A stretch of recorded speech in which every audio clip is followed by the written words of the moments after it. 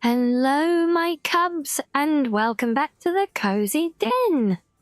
We are, of course, still loitering away at our favourite spot in the Sleeping Giant Inn in Riverwood, Skyrim.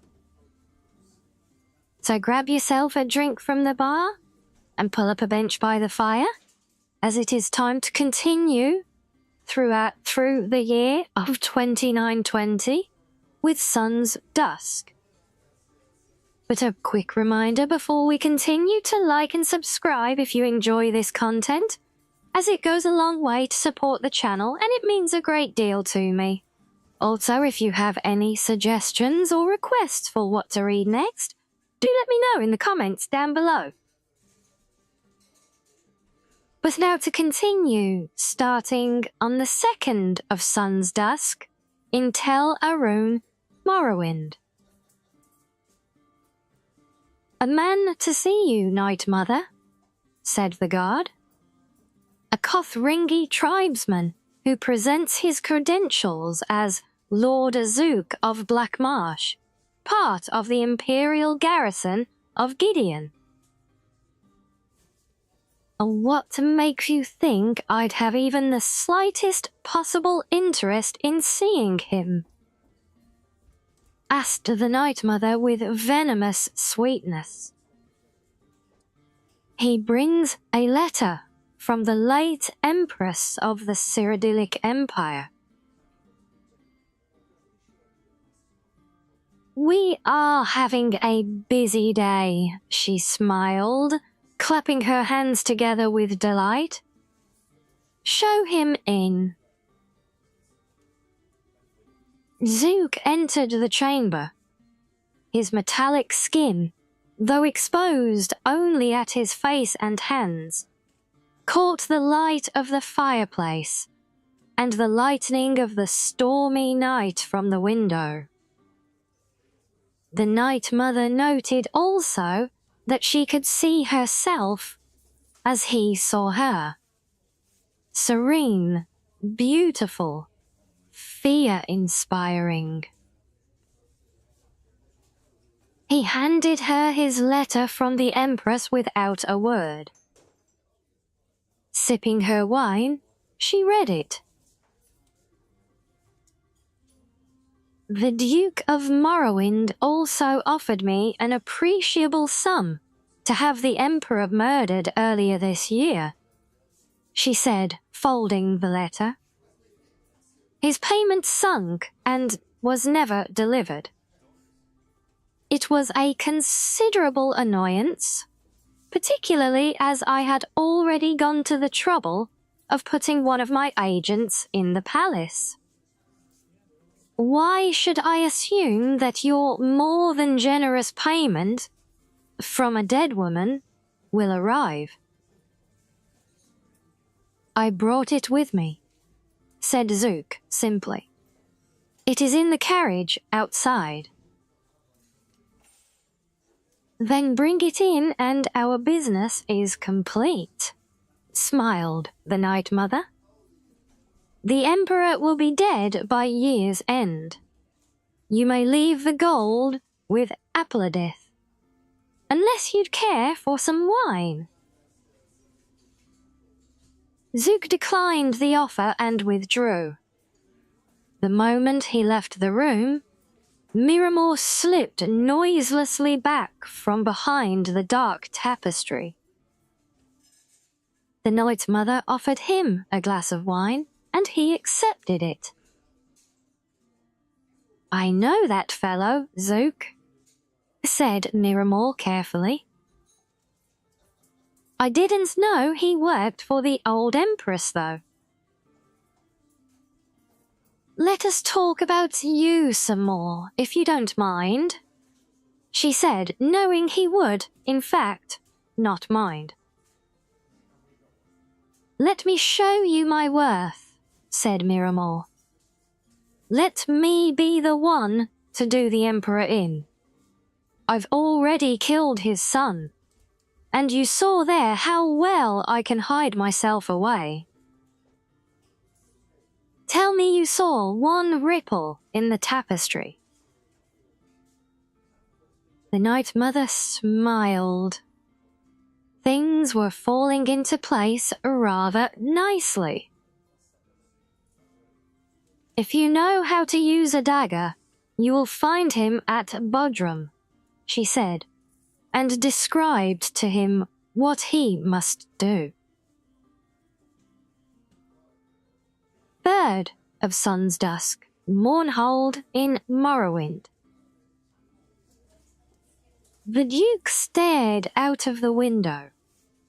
It was early morning, and for the fourth straight day, a red mist hung over the city, flashing lightning. A freakish wind blew through the streets, ripping his flags from the castle battlements, forcing all his people to close their shutters tightly. Something terrible was coming to his land. He was not a greatly learned man, but he knew the signs. So too did his subjects. When will my messengers reach the three? He growled, turning to his castellan. Vivek is far to the north, negotiating the treaty with the Emperor, the man said, his face and voice trembling with fear. Almalexia and Sothasil are in Necrom. Perhaps they can be reached in a few days' time. The Duke nodded. He knew his messengers were fast, but so too was the hand of Oblivion. Sixth of Sun's Dusk, Bodrum in Morrowind.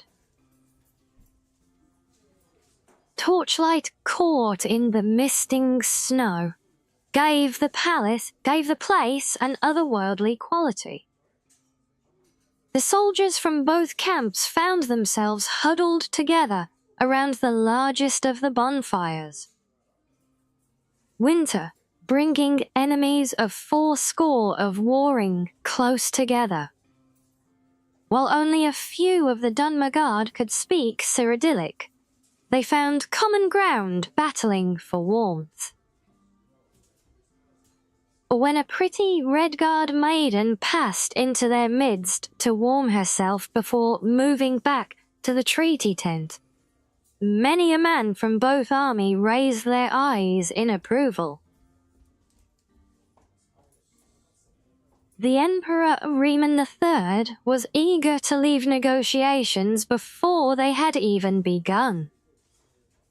A month earlier, he thought it would be a sign of goodwill to meet at the site of his defeat to Vivek's army.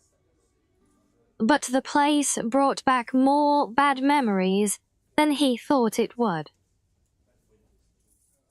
Despite the protestations of Potentate of Versidue-Shai, that the rocks of the river were naturally red, he could swear he saw splatters of his soldiers' blood.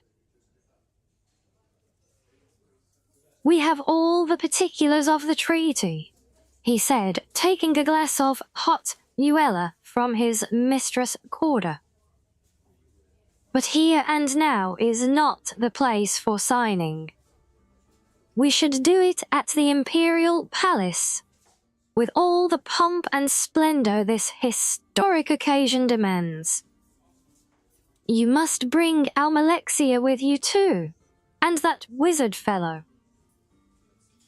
"Sothasil," whispered the potentate.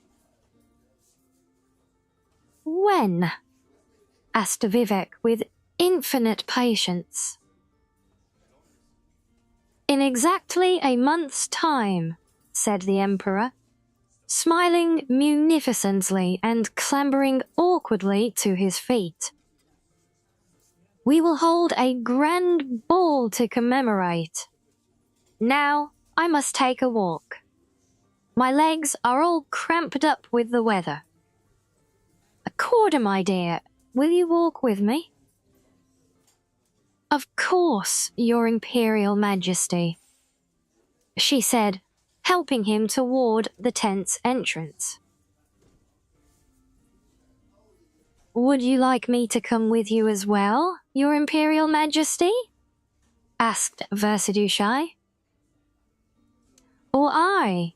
asked King Drozel of Senshao, a newly appointed advisor to the court. "That won't be necessary. I won't be gone a minute," said Riemann. Miramor crouched in the same rushes he had hidden in nearly 8 months prior. Now, the ground was hard and snow-covered, and the rushes slick with ice. Every slight movement he made issued forth a crunch. If it were not for the raucous songs of the combined Morrowind and Imperial army gathered about the bonfire, he would not have dared creep as close to the Emperor and his concubine. They were standing at the curve in the frozen creek below the bluff, surrounded by trees sparkling with ice. Carefully, Miramor removed the dagger from its sheath.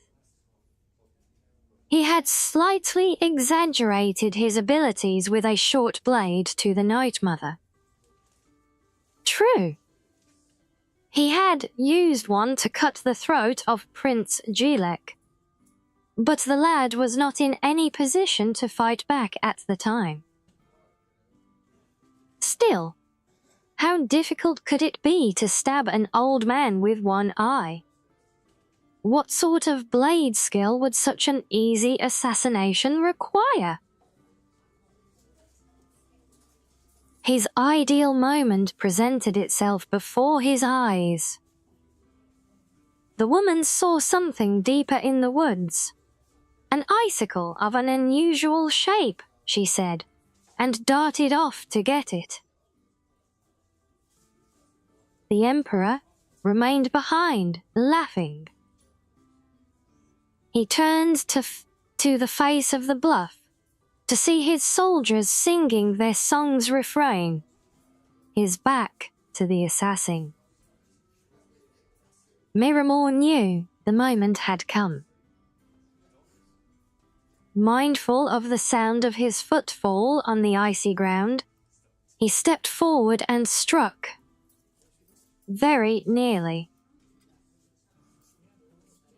Almost simultaneously, he was aware of a strong arm holding back his striking arm, and another one punching the dagger into his throat. He could not scream. The Emperor, still looking up at the soldiers, never saw Miramor pulled back into the brush, and a hand much more skilled than his slicing into his back, paralyzing him. His blood pooling out and already crystallizing on the frozen ground, Miramor watched, dying, as the Emperor and his courtesan returned to join the camp up on the bluff. 12th of Sun's Dusk in Mournhold, Morrowind. A gout of ever-erupting flame was all that remained of the central courtyard of Castle Mournhold. Blasting skyward into the boiling clouds, a thick, tarry smoke rolled through the streets, igniting everything that was wood or paper on fire. Winged bat-like creatures harried the citizens from their hiding places out into the open, where they were met by the real army. The only thing that kept all of Mournhold from burning to the ground was the wet, sputtering blood of its people. Mehrunes Dagon smiled as he surveyed the castle crumbling. "To think I nearly didn't come," he said aloud, his voice booming over the chaos. "Imagine missing all this fun." His attention was arrested by a needle-thin shaft of light piercing through his black and red shadowed sky. He followed to its source. 2 figures, a man and a woman, standing on the hill above town. The man in the white robe he recognized immediately as Sothasil, the sorcerer who had talked all the princes of Oblivion into that meaningless truce. "If you've come for the Duke of Mournhold, he isn't here," laughed Mehrunes Dagon. "But you might find pieces of him the next time it rains." "Daedra, we cannot kill you," said Almalexia, her face hard and resolute. "But that you will soon regret." With that, 2 living gods and a prince of Oblivion engaged in battle on the ruins of Mournhold. 17th of Sun's Dusk, in Tel Arun, Morrowind. "Night Mother," said the guard. "Correspondence from your agent in the Imperial Palace." The Night Mother read the note carefully. The test had been a success. Miramor had been successfully detected and slain. The Emperor was in very unsafe hands. The Night Mother responded immediately. 18th of Sun's Dusk, Balmorra, Morrowind. Sothasil, face solemn and unreadable, greeted Vivek at the Grand Plaza in front of his palace. Vivek had ridden day and night after hearing about the battle, in his tent in Bodrum, crossing mile after mile, cutting through the dangerous ground at Dagoth-Ur at blinding speed. To the south, during all the course of the voyage, he could see the whirling red clouds and knew that the battle was continuing, day after day. In Denisis, he met a messenger from Sothasil, asking him to meet at Balmorra. "Where is Almalexia?" "Inside," said Sothasil wearily. There was a long, ugly gash running across his jaw. "She's gravely injured, but Mehrunes Dagon will not return from Oblivion for many a moon." Almalexia lay on a bed of silk, tended to by Vivek's own healers. Her face, even her lips, was grey as stone, and blood stained through the gauze of her bandages. Vivek took her cold hand. Almalexia's mouth moved wordlessly. She was dreaming. She was battling Mehrunes Dagon again, amid a firestorm. All around her, the blackened husk of a castle crumbled, splashing sparks into the night sky. The Daedra's claws dug into her belly, spreading poison through her veins while Almalexia throttled him. As she sank to the ground beside her defeated foe, she saw that the castle consumed by fire was not Castle Mournhold. It was the Imperial Palace. 24th of Sun's Dusk, the Imperial City, Cyrodium. A winter gale blew over the city, splashing the windows and glass domes of the Imperial Palace. Quivering light rays illuminated the figures within in surreal patterns. The Emperor barked orders to his staff in preparations for the banquet and ball. This was what he enjoyed best, more than battle. King Drozel was supervising the entertainment, having strong opinions on the matter. The Emperor himself was arranging the details of the dinner. Roast nebfish, vegetable marrow, cream soups, buttered hellerak, cod's crumb, tongue in aspic. Potentate Versidus Shai had made a few suggestions of his own, but the tastes of the Akaviri were very peculiar. The Lady Corda accompanied the Emperor to his chambers as night fell.